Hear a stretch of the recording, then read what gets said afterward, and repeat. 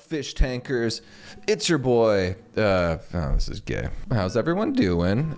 Week number 5, slow start to the week. If I could be completely honest with you, we do get the reintroduction of an old friend, as well as the introduction to a new one. We also get a mental breakdown palooza from Chris, which is par for the course, I suppose. And we also get our next elimination challenge, the end of the PSAT, the PSAT test-taking exam challenge. 2 new fish with 1 going home and possibly maybe some more. All that and more in this week's episode. But hey, if you want to check out all the past ones, you can click up there in that corner and you can subscribe to my channel for more. Day 29. The broke fish tank arc continues with Goldstriker pulling Josie aside and asking her if she'd be willing to take less prize money. I think you're probably going to win the thing because you're like more popular than everybody else by like 70%. How pissed would you be if the grand prize was like $12,000? I mean, less than expected, but more than I expected when I came here, so... I didn't mention this when it happened the night prior on day 28, but Jet pulls Letty and Josie aside and makes them do like fake ad reads. I thought it was a one-off bit, so I didn't include it. The idea behind the ad reads is that they have to start generating more revenue because they, in fact, are broke. Bass Boss Audio Empire is a high fidelity... No, wait. I'm sorry. It's an all-American business. You don't listen to me when I talk to you! I am listening. You never fuck. So on day 29, they try the same thing with Vance this time. Goldstriker also makes an appearance as well to give Vance some acting notes, which is hilarious. Ever since Viking CBD, I'm living a new clarity. I'm wide awake, and I'm ready for what lies ahead. Ever since Viking CBD... Is there a problem with... you guys are saying, ever since Viking CBD, that's like saying, ever since Nabisco cookies, I'm feeling bright and shiny. I mean, like you're saying ever since a brand. Yeah, fair. That doesn't make sense.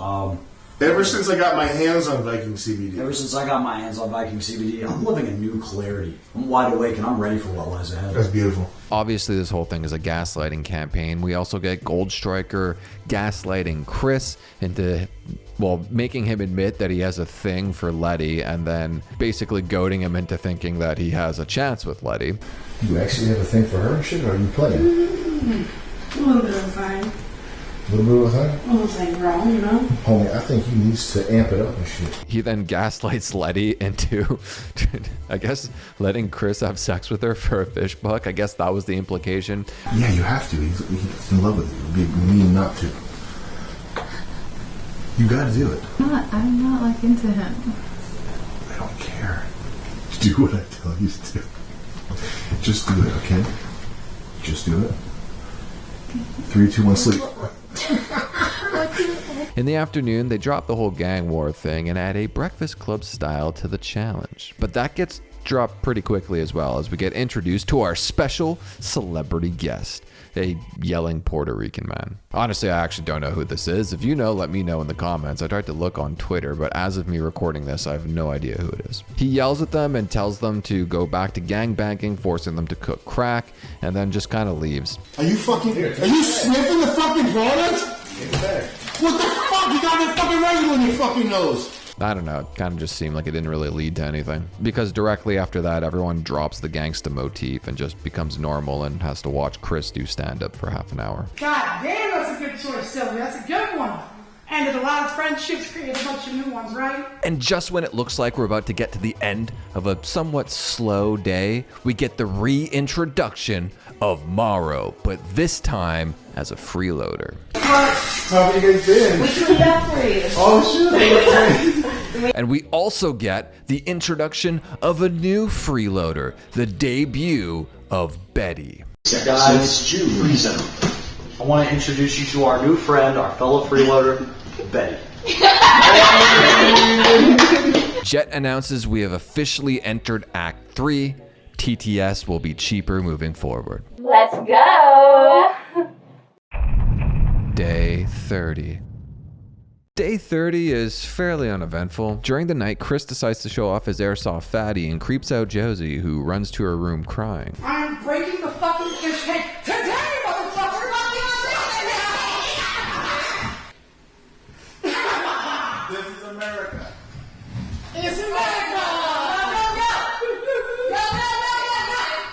This is probably the first time we've ever seen Josie actually affected by anything.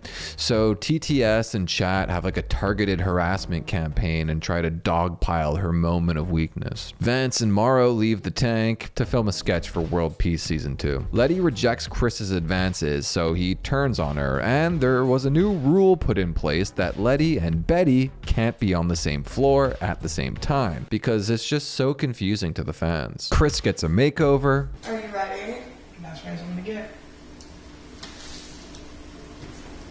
Also, it seems like Team Josie has lost their book, so they ended up stealing Team Letty's, which is just Letty at this point. Letty wants her book back. Sylvia plays dumb, so Letty goes on a sedated Frank Hassel style rampage in her room. But maybe you gotta spit on it. That's what Frank taught me. You gotta spit on everything. This leads to another blow-up argument between the two. Do I have the book? Sylvia smelly, You know where it is. smelly, Sylvia Oh, smelly, wow. Sylvia smelly, Sylvia My smelly. shit? Yeah, you shit in my closet on my forehead. Somebody pays for a shark attack on Sylvia, and they dump, I think it was like cream of chicken on her or something. But as she was cleaning up, chat went crazy when she brought out the milkers. Day 31. Chat keeps messing with Chris. They're playing the yelling Asian man on basically every speaker that's within earshot of him. This activates his schizophrenia. And he thinks the speakers are being haunted by a ghost named Steve. Well, guess what? I think it's the fucking ghost, dude.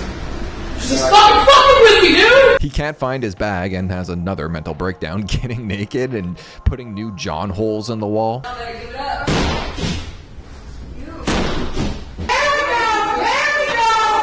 We get the drunken piece of shit challenge part 2, day drunk edition. Betty wins by showing off her tits in the least sexy way humanly possible. She then starts dumping condiments on Letty, who returns the favor. She then says some real mean things about her past. Yeah, I don't sell my nudes. If I was in a relationship with a psycho and that psycho posted my nudes on the internet, that's not my fucking fault. Betty then dumps mustard in her suitcase and all over the room and gets put in the drunk tank.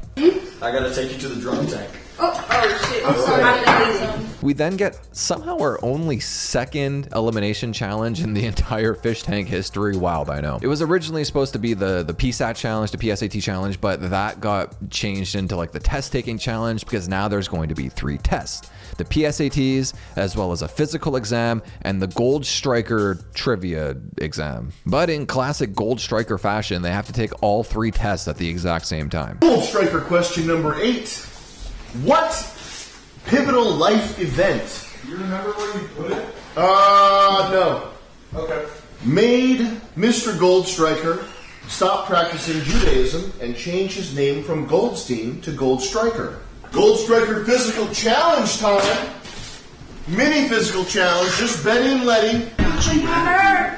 Oh! He also has a megaphone. Werewolves can't stand this sound.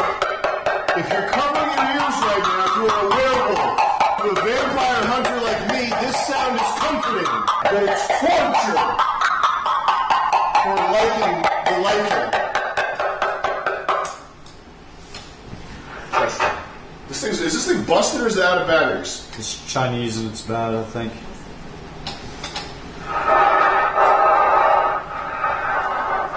And TTS does get enabled. 5 9 1 2 8 7 4 2 1 6 8 I get it 7 now. 4 2 9 6 2 7 0 1 3 6.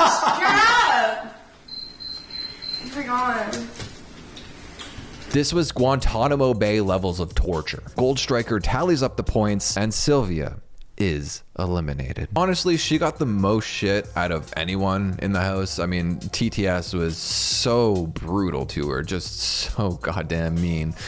But even though she did freak out multiple times, like more than I can count, she stuck in there and never gave up. She truly was a warrior. You beat out some freeloaders, but unfortunately you had the lowest of the fish.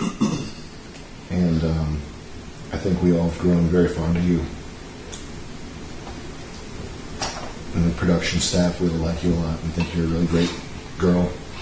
And you did a good job entertaining people, but it's time to go.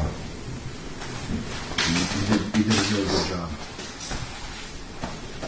Anyway, son, thank you for being here. Thank you for doing this. You did good. All right, so everybody, please give Sylvia a round of applause.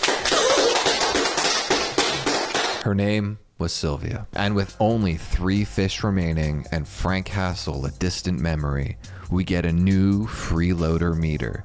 Alex Stein, 60%. Look at your mouth, dude. Look at all that gross stuff in your mouth, dude. It's disgusting. Are you okay? So Just look at all that stuff. Is that all you have to do? Is that all that nasty stuff in your mouth? You look disgusting.